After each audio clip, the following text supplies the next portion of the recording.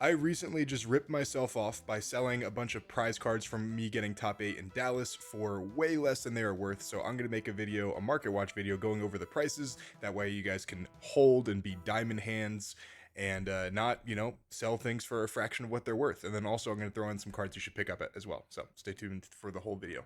So we're gonna start with Serial Ace because I recently just sold mine for about 2,500, and I'm telling you guys, I'm here to look out for my whole thing is looking out for the competitive players and helping people get into the competitive scene. So I'm telling you guys, when you win this, or if you have already won this when you went to Dallas like I did, do not sell it for anything less than like 3,400 or something like that, right? Because this person, I know this person right here, they sold theirs.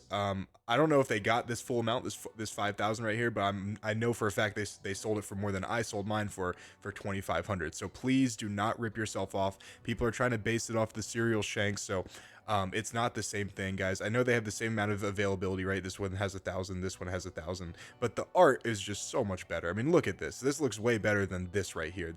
I always thought serial shanks looked terrible, and that's why I sold mine instantly as soon as I got both of mine. But the serial ace I considered keeping because he looked really cool, and it's also a very playable card, whereas this shanks is not. So I know no one's gonna play.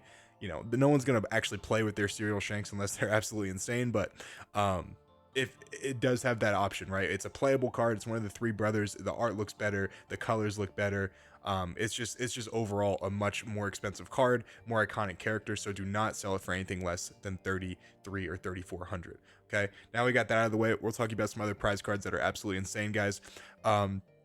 This Nami, I'm actually kicking myself. I lost in the finals at my pre-release or my anniversary event back in Florida to a Shanks player, and I was on Doflamingo. I was kicking myself because I could have won this card. This is selling for like so this guy right here has 100 of them. This one $100,000 for 100 Namis is pretty insane. But yeah, I mean, this guy, we have one selling for 1,200. It says damage though. He's selling it for 1,200 damage.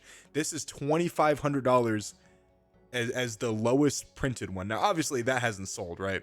It's zero have sold, so take what you will. But if everyone that won these cards is holding on to them and won't sell them for less than like $1,500, $1,700, $2,000, that's what the price is, right? So this card is legitimately like $2,000 at least, because the damage one is going for 1,200. And if the only people that are selling it for like these exorbitant amounts, and there's very few of these, right? I heard that there's less of these Namis than there are like serial cards. So the person that has this is going to be a very expensive card because it's a waifu card, right? It's Nami, an iconic character, also a playable card too. I mean, not as much as it used to be like in Red Green Law, but it just looks fantastic. The art looks really cool. It's very similar to Pokemon. So and it's really funny too how I'll hear people talk about, oh, you should never pay money for coaching because what does it do for you? And my response to that is these cards. So worst case scenario, let's say someone spends $1,000 on coaching, right? If they get one top 16, they automatically make their money back, and then they're great at this card game for the rest of the time that they're going to play it, right? So if you win one top 8, you're making 5 times your money if you spent $1,000 on coaching, which is absolutely insane. I also do coaching, by the way. Hit me up. No, but seriously though, like I always tell people, why are people like afraid of the stigma behind coaching? I mean, you get coaching for everything in life. You get coaching for music, sports, life coaching. There's like get coaching for like sales. There's so much stuff you get coaching for. Why can't you get coaching for One Piece? I just saw on Cross's Twitter that he's selling his world stuff for like $75,000 or something like that. Like the top prizing for nationals and then the prizing for worlds, 75 grand. So how is spending money on coaching a waste? I have no idea. I'll never understand that. But another Nami that I recently got ripped off for, I sold this one for I sold 2 of these for $350 each, right? So I made $700. Look at this, guys. 750, 750, 850, and then we look at the lowest sale price is 650 at least. Highest sale price is 700. So these are selling for like 650, 700 bucks. I ripped myself off again. That's what I'm telling you guys. Like, do not sell these cards for less than they're worth, man. When you're playing in the competitive scene, and I am here for the competitive players, man. I like, that is my thing, right? So I only deal with the competitive scene. If you guys are selling this for anything less than $650, 600 bucks, you're ripping yourself off. Give yourself an opportunity to make some money on this game when you can. These cards are very iconic. These cards sell for a lot of money. They're very rare and they're hard to get. People have gone their whole lives without topping any tournament. But people have gone their whole, One Piece career without getting one top 64. So, these cards are highly coveted, man. Like I felt bad because one of the people I played in the last day when I got top 32 on day 2 in Dallas, he was a Nami player, and I'm pretty sure I stopped him because I was X2 at the time. I stopped him from getting this card, and he really wanted it too. He really, really wanted it. So I'm telling you, man, these cards are very desirable. Do not sell them for anything less than they're worth. $750. All right, keep that in mind. Treasure Cup Jack, right? And guys, after this, we're gonna get to some cards I think you should pick up. But I just want to just stick with me here, right? Because this is important. All right, I want to make sure you guys aren't getting ripped off. I'm here for you guys. All right, Jack, $900, man. Lowest sale price, $800. 900. Like, this is crazy, guys. Like, these cards are worth so much money. Make sure you take advantage of them. Now for the cards we're gonna pick up, right? I think this card not only looks fantastic, but I think this is a great card. Even without being an Usopp, it's a 4/6 draw 2 trash one that has vanilla stats 4/6 that has an amazing effect, right? Obviously, if Rebecca or Usopp gets even better, this card is going to be, more expensive. I think it is a fantastic card. I think the art looks great, and selling for like $10, $15. I think you guys should pick this up. Maybe, honestly, picking up a playset of Alt Art Cavendishes, which is like their best card in the deck, or one of the best cards in the deck, for what is it, 15 times 4, $60. Damn, my math teacher would be so proud of me. Yeah, pick these up. I think it's a really good find right here. Same with these Linlins right here, man. I can't tell you guys, yellow has been bad for so long. Other than BY, which wasn't exactly really a yellow deck, it was more so like a Gecko Moria deck.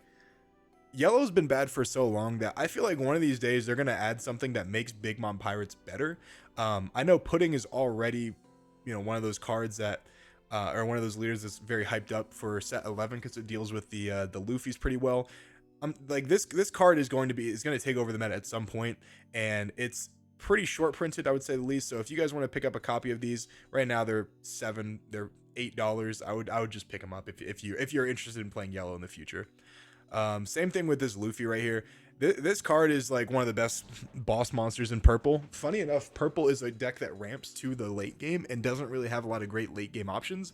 It has this, it has the heal, the 9-lin, and then it has like 9-drop Kaido. It's pretty much it. Obviously like Gear 5, but very few decks can actually play that card. So this is one of the few boss monsters that you actually have in the game. Some people play it as like a 2 of, some people play it 4 of. It's an RP Luffy as well. You play it in that deck. I think it's a phenomenal card. Now it's like $10-15. Be sure to pick it up. Also, I believe I have a TCG affiliate code if you guys are buying any of these cards. Be sure to check the link down below. Hopefully, I'm gonna see if I can find it, but I think I have one. Same thing with Laboon right here, man. You guys remember Laboon was like $25-30. I still think this card's good. Now that Black Lost Gecko and Kuzan I think is a little bit slow. It's a 1K counter. It's still a great card. I still think this card is very good in Blackbeard. I think someone was trying. I think it was Cross that was trying it out on Lucci, and I could see the relevance behind it. For those of you guys who don't know, I was on Whale Watch a long time ago. I posted on Twitter like forever ago. I was like, hey, I am going on Whale Watch because I was playing this card in BY Luffy back in the day in set 7 before the Shirahoshi came out that did the exact same thing, but is now a blocker. But yeah, like I've always believed in this card. It being a counter is also like one of the biggest, pluses for it. So pick that up for sure. This card right here. Now BY definitely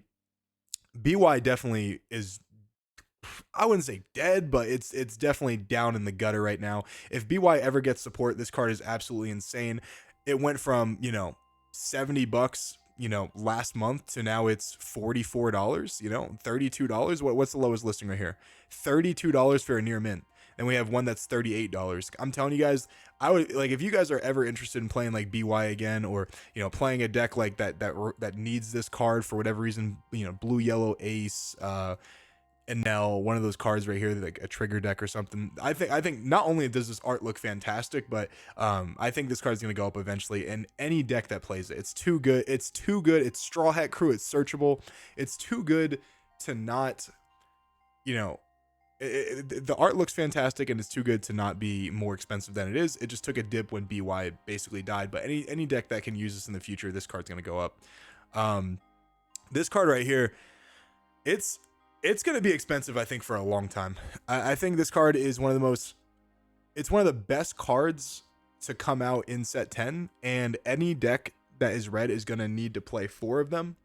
And yeah, any deck that plays 4 of a card makes it way more scarce, right? Because people need 4 copies of it. So, you know, any of them that people pull, they're gonna hold on to them for themselves, or, you know, whatever. Someone else is gonna be looking for 4 of them. So I think this card is gonna be pretty expensive for, you know, it's gonna sit at like the $6 to $10 range for probably the next like 4 or 5 months, I would say. I think this card is really strong. I would probably just, if these goes down to like $7, I'd pick them up. There's an argument if you need them right now to just pick them up right now. And the last card we're going to talk about is this Rosinante right here.